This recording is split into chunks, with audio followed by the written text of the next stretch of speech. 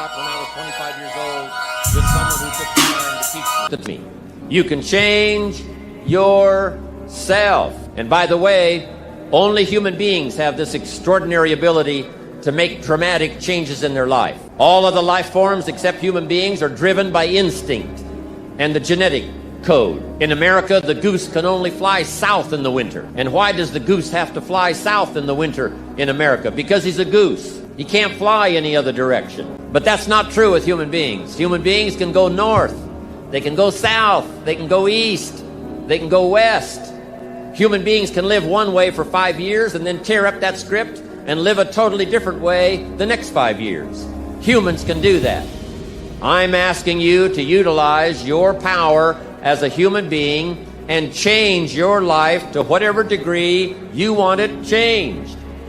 If you want your income to change, I'm telling you it's within your power. You can do that. Any year you choose, you can make incredible changes in your life. You're not a tree, you don't have to stay. You're not a goose, you don't have to fly south. I'm telling you, anytime you want to, you can say, I'm going to change my attitude, I'm going to change my income, I'm going to change my abilities, I'm going to do more than I've ever done before. Take on that as your God-given right as a human being to change your life to whatever degree you want it to change. If I can do it, you can do it. There isn't anybody in here that can't do it. Dramatically change the course and the quality of your life. So learn the value of the seasons now. You can't change them, but you can change yourself. Now here's the 4 major lessons in life to learn. Number 1, learn how to handle the winters. It's a fact of life. The winters follow the fall, the harvest. And pray tell how often? 6,000 years that we know of, recorded history. Winter comes after fall. Night comes after day. Difficulty follows opportunity. Recession always comes after expansion. It's been the rhythm of life for the last 6,000 years of recorded history. Now there's all kinds of winters. There's the winter of the season. What a winter it was in many parts of the world back during World War II. One of the longest winters, political winters in recorded history. So the winters are going to come. The winter of sickness, the winter of disappointment, the winter of devastation, social winters, economic winters, personal winters when your heart is smashed in 1,000 pieces and the nights are unusually long. It's simply called wintertime. But the winters are inevitable. So it has been for the last 6,500 years recorded history. You say, well, Mr. Rohn, what can I do about the winters of life? We marched against the tyranny of the Nazis and finally liberated the world for democracy and freedom. And that's what I'm telling you. It's possible for you to conquer your winters. But anyway, that's going to come.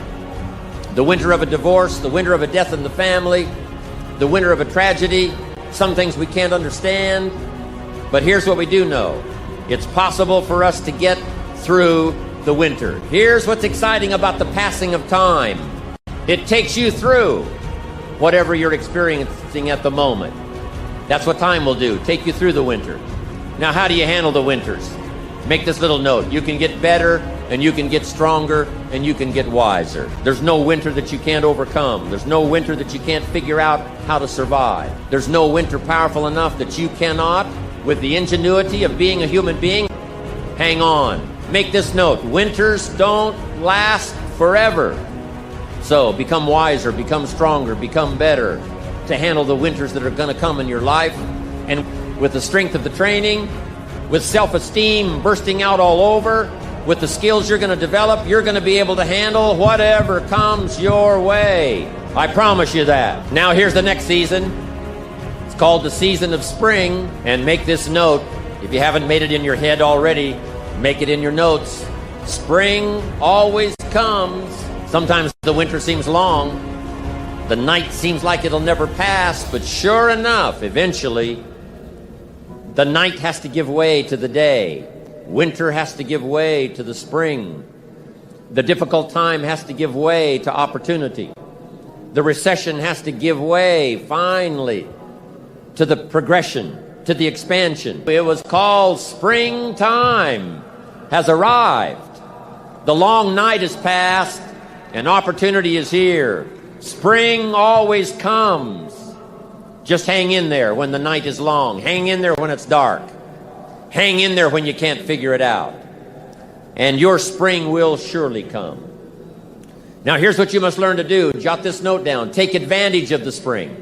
Just because spring comes is no sign you're going to look good in the harvest.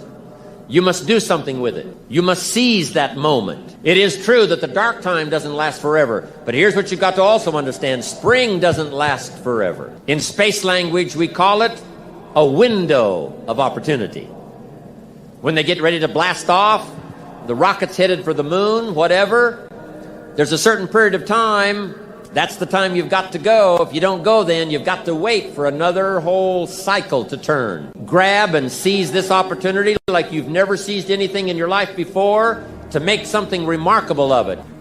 Don't be lazy, especially in the spring. Don't be distracted, especially in the spring. What if you asked the farmer to go bowling in the spring? He would think you were insane. The farmer would say you can go bowling in the winter. You can go bowling after the crop is in. But you certainly can't go bowling in the spring. And I want you to know after this extravaganza, an extraordinary new spring is upon us. This is the time. Get up a little earlier, stay up a little later, pour it on, take advantage of this spring that's here.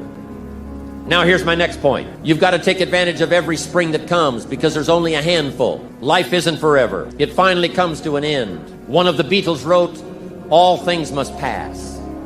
The sunrise doesn't last all day. Spring doesn't last all summer. The sunset doesn't last all night. We all have periods of time, pieces of time. And when those pieces of time comes, what you've got to do is take advantage of each time that comes. At the longest, life is brief. At the longest, life is just a small period of time. So don't waste your springs. Don't waste the chance. Each spring that comes, take advantage of them because there's just a few. Don't let them all pass. Take advantage. Now here's number 3. In the course of the seasons, 1 is the winter, 2 is the spring, 3 is the summer. The summer is called challenging time. In the summer, we've got 2 things going for us. 1 is opportunity, but the other is to watch out for your enemies. Nourish your values in the summer. Like a mother, nourish the values. Don't be careless. Give them your best like a mother would give the best to her child. Be like a mother in the summer and give the best you've got to everybody you can reach and everybody you can touch. It's called opportunity in the making. Be careful of those around you. So remember, it's human beings that make our lives valuable. What makes us all rich beyond our wildest imagination is people. So be mindful of investing in the summer in every person you can possibly invest in. They will make you wealthy. Now here's what else you must do in the summer. Like a father, you must look out for your enemies. And believe me, we're going to have some. But there's going to be political enemies. There's going to be social enemies. There's going to be people that'll be envious, and they will not be your friends. But remember, like a father who would guard carefully his family, I'm asking you to stand at the door. I'm asking you, whatever threatens you, threaten it back. Whatever pushes against you, push it back. Stand up, take control, and do battle with your enemies wherever you find them. Now here's one more. We must also deal with the enemies within ourselves. Yes, we've got enemies on the outside. Some of the enemies are not way off in some distant country. Some of the enemies are a lot closer than that. They are within. And I want to give you a list of some of the things to watch out for when you get back home, called enemies within yourself. Here's the first one: indifference. Whatever you do, practice not being casual. You've got to shake off sometimes the lethargy that would say, oh, well, maybe it's not going to work for me, or I'll just go along and see what happens. I'm asking you, don't be casual. Casualness creates casualties. Go home with a renewed intensity. Don't let indifference take over. Here's the next one: indecision. Someone's mentioned it a couple of times on this stage. They've had to deal with it. You've got to deal with it. Indecision is called the thief of opportunity. Make decisions even if it's a wrong decision. Do the very best you can, make a decision and go with it. If it doesn't work out because it was a wrong decision, I'm telling you, that gives you experience now to make a better decision. Here's the next one, doubt. We've all got to deal with the enemy of doubt. Cynicism has a unique way of crowding in on all of us. Being cynical about banks and money, being cynical about society, being cynical about the past, cynical about the future. I'm asking you, don't let that disease grab you by the throat and ruin your chances to do well in life. Yes, it's easy to doubt that it can happen. It's easy to doubt. We've all got fears that want to crowd in. And here's one of the worst ones of all, and that is to doubt yourself. Don't doubt your own ability. Don't doubt your own strength. You can make it. If I can make it, you can make it. Second to none in the business community of the world. Success can go right on back to the millionaire. All of this belongs to all of you. Don't doubt that. Not for a minute. Next is worry. I mean, you know, you got to worry some. But here's the clue. Don't let it conquer you. Let worry alarm you, but don't let it conquer you. We all need to be concerned. If there's enemies around, we need to be concerned. If it isn't going well, yes, we need to be concerned. But I'm asking you to let it concern, let it touch you, let it alarm you, but don't let it conquer you. Take all of the worries you've got and try to drive them into the smallest corner you can possibly find. If you don't, worry will be like a mad dog loose in the house. It'll have you in the corner. So whatever your enemies are here, drive them into a small corner. Here's the next one. Over caution. Hey, in the spring, if you're too cautious, you never will plant the seed. If you're too cautious, you won't take the chance. If you're too cautious, you won't step out front. Make this note. You got to take a chance. Drive your tendency to be too cautious. Drive it into a small corner. Yes, you can't be gullible. No, you can't go for everything.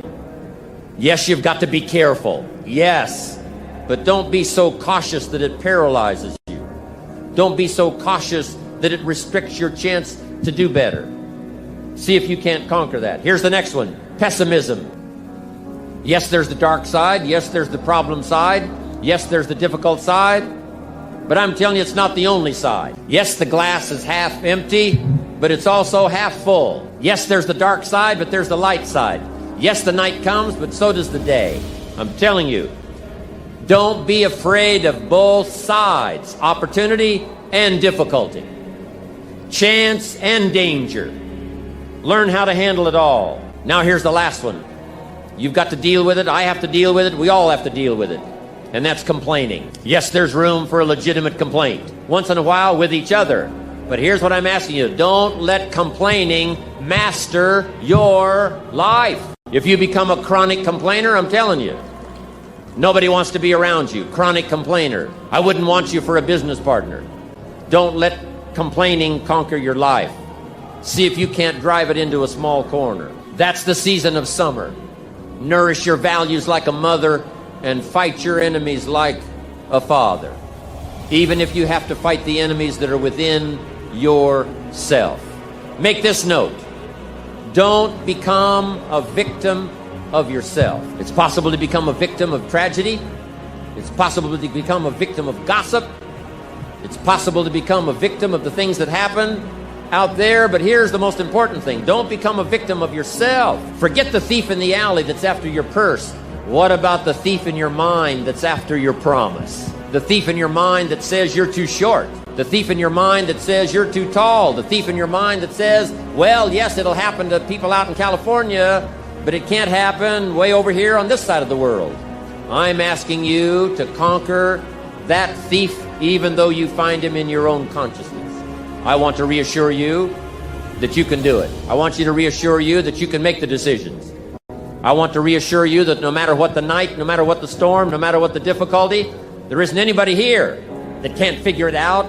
Find some things to do, step at a time, yes. Minute at a time, yes. Day at a time, yes. Week at a time, yes. But there isn't anything you can't walk away from. There isn't any challenge you can't overcome.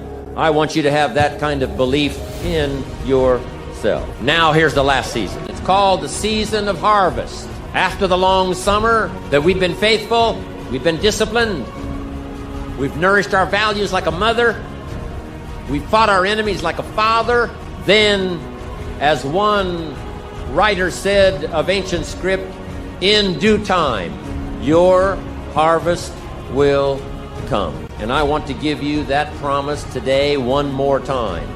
I want to remind you of the seasons. I want to remind you of the testimonials you've already heard. Your day will come. Your harvest is sure. It'll be there for you. Then you'll be able to say, by gosh, the hard work has paid off. The lonely nights have paid off. Working hard every day has paid off. And my harvest has finally come. Now, a couple of things I want you to think about now in the harvest time. Here it is. Accept your personal harvest with full responsibility. No need to complain because it's your crop. So whatever your harvest is, you've got to say, that's my harvest. Don't complain. Take responsibility.